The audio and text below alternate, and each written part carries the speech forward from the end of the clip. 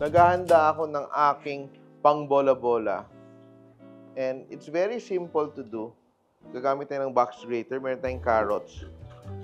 So, we're adding a bit of vegetables dito para medyo maging healthy naman yung bola-bola natin. So, yung kalahati ng aking carrots, I will grate.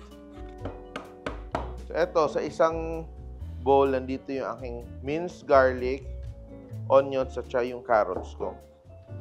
Ito yung aking giniling. I will season my pork with salt. Ito mga 1 kilo to. Salt and baking soda.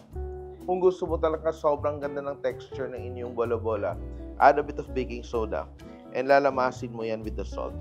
So, salt and baking soda yung una. Then now, lalagyan na natin with our vegetables.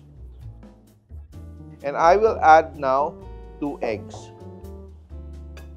Yan. Tingnan mo, medyo basa-basa siya. Then ito, lalagyan natin ng konting Maggi, no?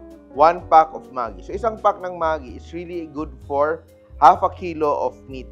Pero, dahil 1 kilo to, we are combining salt.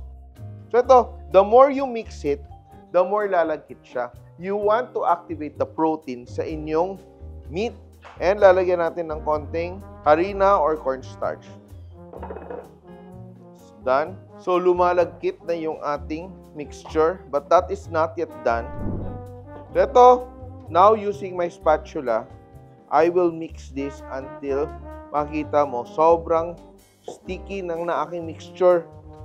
So, itatabi muna natin yung ating pork, no?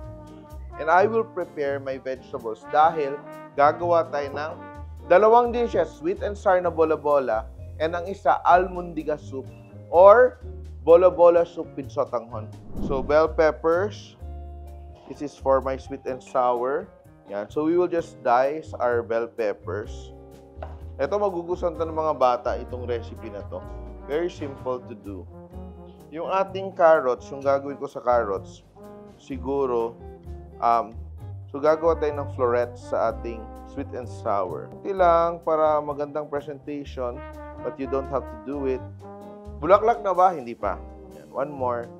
Dagdag ko tong aking tinanggal na carrots dito sa ating bola-bola. Oh. Para wala tayong sayang, no? Don't waste even the small pieces. Yan, walang sayang. Now, cut into florets. Manipis lang. Side. And our onions. So, kalahati ng onions. Kasi malaki yung onion natin today. I will just cut them into big pieces din ganyan. Para pag-saute natin. It's there. And I will also prepare onions for my sabaw. Gagawa tayo ng konting sabaw. Yan. Put that aside. Then may garlic din ako. 2 cloves of garlic. Put that aside. Now, it's time to prepare our bola-bola. So, you wet your hands. Tingnan mo ha. Basahin mo yung kamay mo, ganyan. Then, you get a spoonful of your giniling and roll it. Ito, then, begin to fry. So, ito, ginagawa natin dito, binabasa natin yung ating kamay para maging smooth yung labas ng ating bola-bola. Kailan ako humuling gumawa ng meatballs? Nung isang araw. Yun ang ulam namin. Ganito din, sweet and sour. Sobrang ganda ng aking meatballs. I will show you. And malalaman mo siya pag luto na dahil lumulutang siya. And I'll make one more. One more pa kasi baka gaganahan tayong kumain, no? Yan, no? Beautiful, oh. Ito, perfect yung bola-bola natin. So, yun ang sikreto, ha. When we're making meatballs, kailangan properly chilled siya. Minsan, di ba, nagluluto tayong meatballs, nawawasak, di ba, nagbe-break, dahil natutunaw yung fat sa ating giniling. So, what you have to do, you have to chill it properly before mixing, and dapat properly chilled siya before frying. Maluluto na yan in a little while. And on the other side, I will start with my soup, little oil. I'm adding my onions and garlic kasi ayaw ko mangyari na yung aking garlic and onions ay sunog. No, we just want to sweat it, no? Little by little, niluluto natin yung ating onions and garlic. Just sweating it. Yan.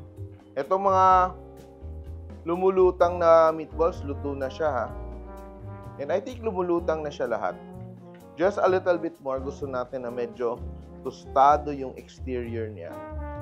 Tatabi ko na yung aking meatballs. Tatabi natin yung ating oil. Then we will prepare our sweet and sour sauce. Lalagay ko yung aking water. Yan. And let that boil. So, ito yung ating bola-bola. Very simple. Of course, gusto natin ng simple. Mabilisan lang. Heat up our pan. Lagyan natin ng konting oil. Unahin ko yung aking carrots. Kasi di ba, the carrots cook longer kasi matigas siya. And I will just season with a little salt. Yan. Nilalagyan na natin yung ating bell peppers and onions. Just to bring out the aroma, we will set it aside. Then now we will work on our sauce. And so our sauce natin, simple lang. Suka. This is our pineapple juice. Banana ketchup. Sugar. Yan. And a little bit of slurry. Yan. Let's add a bit of soy sauce, pangkulay. Black pepper. Mix, mix, mix, mix, mix. And pitik ng konting salt. And we add back our vegetables. And ready na natin i-toss yung ating meatballs. Add our meatballs to the sauce.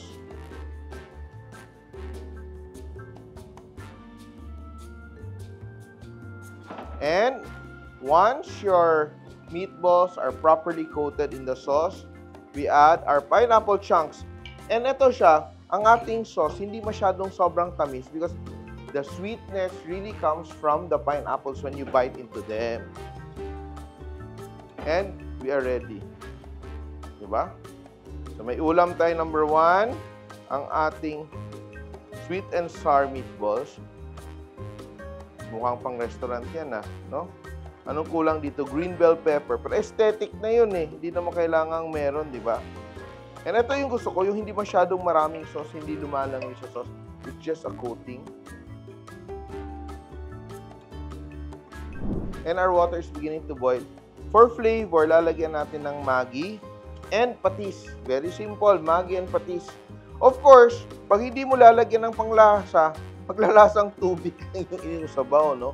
And it's very important that our food is flavorful. Kasi plain water lang yung gamit natin. Pag gumagamit tayo ng stock, of course, diretso na siya. Pero minsan kulang pa rin ng dinamnam. So what we are doing here, ang bola-bola natin ito is smaller bola-bola. And just drop it there. And again, malalaman mong luto pag lumulutang na. So our broth is now cooking. So, meron tayong upo and we're using a little bit of our upo just to add to our soup. Dice lang natin. And look at that, lumulutang na yung mga bola-bola. Ibig sabihin, it's almost done or it's already cooked. Pag medyo nagkakaedad, gusto palang magpainit muna ng tiyan bago kumain, no, ng heavy. Then, eto siya, lalagyan natin ng sotanghon. Sotanghon. Just add our sotanghon noodles there. And ilalagay na rin natin sabay yung ating upo. Just a little bit and we will be ready to have our lunch. And may natira pa tayong giniling, ha, so we can use it for some other time. Mix, mix, mix natin. Pero titikman ko muna yung ating sabaw. Then kulang na natin dito black pepper. Let me taste. Perfect na siya. Let's clean up. Pakuluin lang natin tong ating noodles. And to finish, ito kumukulo na yung ating sabaw. And just a little bit of black pepper. And it's perfect. Ito na, oh. Napakadali. Bola-bola. Basic bola-bola becomes 2 dishes for us today. Napakadaling gawin. Satisfying, filling, and very simple to do. And if you haven't subscribed to the Simple.ph YouTube channel, now is the time. Pag-subscribe na kayo, guys. Let's serve. Handa mo na yung kanin, Ronel, kasi kakain na tayo. So, bago pa mag-serve, dapat nakaupo na yung mga kakain para you serve the sotanghon soup really warm, very delicious, and hindi ma-overcook yung ating noodles. Oh, look at that. Beautiful glass noodles. And we are ready. Simple, delicious, comforting. Let's start with the soup. Painit muna tayo ng ating tiyan.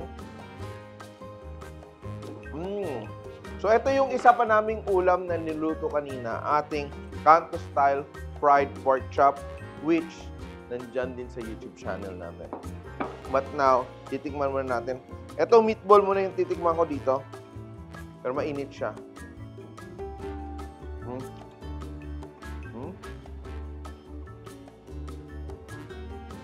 Perfect.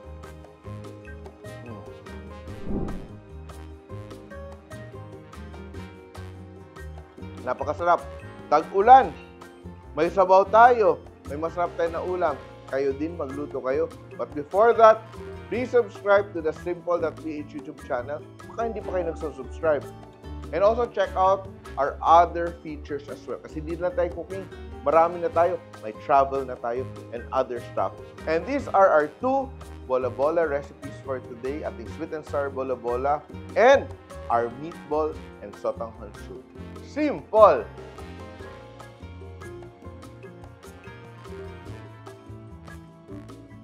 Simple.ph. Living made simple.